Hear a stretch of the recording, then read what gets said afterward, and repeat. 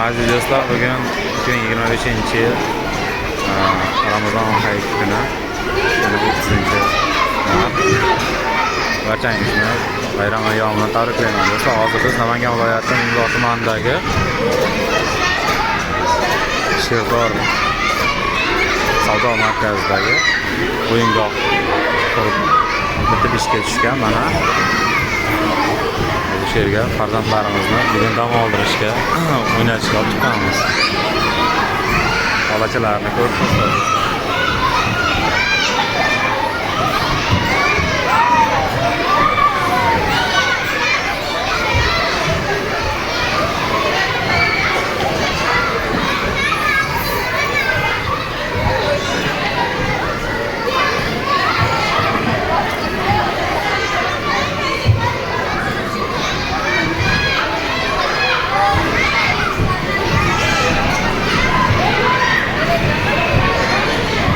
Barchalarning quvonchlari ichlariga sig'mayapti do'stlar, ko'rib turganlaringdek.